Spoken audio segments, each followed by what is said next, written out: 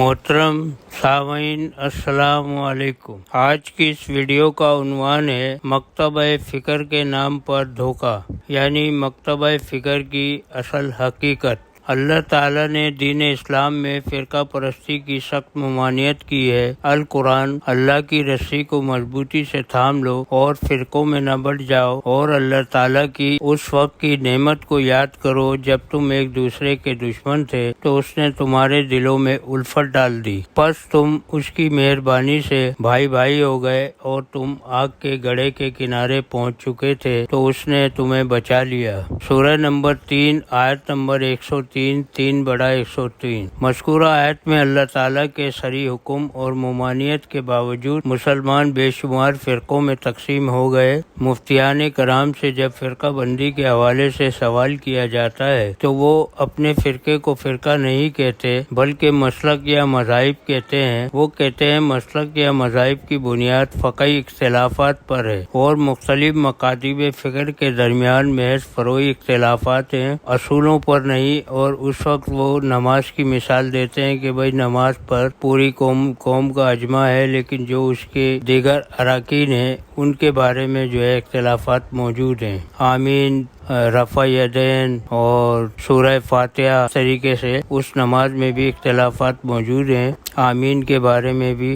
پھر قرآن میں موجود تمام قرآنی اصطلاحات، فرائض، احکامات، امر و نہی، حلال و حرام کی تفصیلات کو اصول کہا جاتا ہے، یعنی جو بھی کچھ قرآن میں ہے وہ اصول ہے۔ ایک تلخ حقیقت یہ ہے کہ مسلمانوں کے تمام فرقوں کی بنیاد قرآن پر نہیں، یہ حدیث پر ہے۔ قرآن جسے بلا شرکت غیر دین اسلام کا ماخذ بننا تھا، اسے پس پوچھ ڈال دیا گیا اور اسے محض حالت سکرات میں مردے کو سنانے والی کتاب، عملیات، وظائف، تعوذ کی کتاب، اور میت کو ایصال ثواب پہنچانے والی کتاب، اور شادی کے موقع پر دولہا دلہن کو اس کے زیر سایہ گزارنے والی کتاب، نئے گھر لینے پر قرآن خوانی والی کتاب کی حد تک محدود کر دیا گیا ہے، اور جو مقام قرآن کو ملنا تھا اس کو اس کے اصل مقام سے ہٹا کر اس کی جگہ فقہ و حدیث کو رائج کر دیا گیا ہے۔ آج دین اسلام کا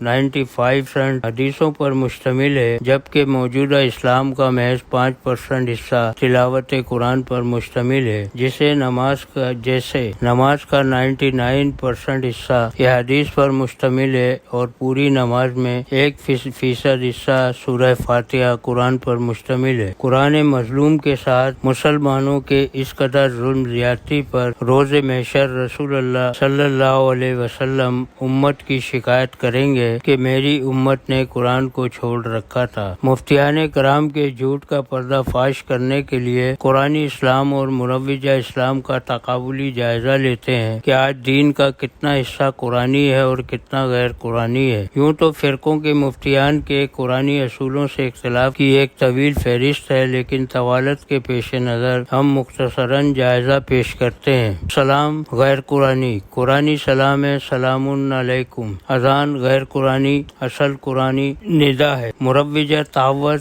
غیر قرآنی ہے، قرآنی تعوذ کچھ اور ہے۔ قرآن کے مطابق ایمان 5 باتوں پر ہے، مروجہ کلمے غیر قرآنی ہے۔ وضو غیر قرآنی لفظ ہے، قرآنی لفظ غسل ہے، اس میں ایک فرقے کا اختلاف ہے۔ نماز غیر قرآنی ہے، قرآن میں صلاۃ کا ذکر ہے۔ نماز کی ترتیب قرآن میں نہیں، لیکن صلاۃ کی مکمل تفصیل قرآن میں موجود ہے۔ خطبات غیر قرآنی ہے، اوقات صوم غیر قرآنی ہے، زکوٰۃ 2.5% غیر قرآنی ہے۔ زکوٰۃ اصل جو ہے قرآن میں حکم آیا کل العفو۔ حجر اسود 2 رکعت نفل، عرفات میں نمازیں، جمرات، کنکریاں، مناسک، حج، یہ سب غیر قرآنی ہیں۔ اس کے بجائے قرآنی معجزات ماننے کے بجائے غیر قرآنی معجزات، قرآنی وسیلے کے بجائے انسانی وسیلے، قرآنی طلاق کے بجائے غیر قرآنی طلاق، قرآن کے دائمی نکاح کے مقابل حلالہ، متع، مسیار وغیرہ۔ رضاعت کی عمر 2 سال، قرآن کے مقابل رضاعت کبیر۔ حدیث موجود ہے، قرآنی سزا 100 کوڑے کے مقابل رجم کی سزا۔ آج ہم نے تمہارا دین مکمل کر دیا کے مقابل حدیث، قیاس، اجماع۔ قرآنی قبلہ اول مکے میں کے مقابل مقابل قبلہ اول بیت المقدس، یہ تمہارے قبلے کی پیروی نہیں کریں گے نہ تم ان کے قبلے کی پیروی کرو گے، یہ قرآن میں ہے۔ جس کے مقابلے پر انہوں نے کہا کہ 17 مہینے رسول اللہ صلی اللہ علیہ وسلم نے بیت المقدس کی طرف نمازیں پڑھائیں۔ مفتیان کرام جواب دیں کہ اصولوں پر اتنے اختلافات کے باوجود بھی آپ کہیں گے کہ ہمارا اصولوں پر اختلاف نہیں، محض فروعات پر ہے۔ جواب دیں کہ مذکورہ تفصیل قرآنی اصولوں پر اختلافات ہیں یا محض فروعات ہیں۔ شکریہ والسلام۔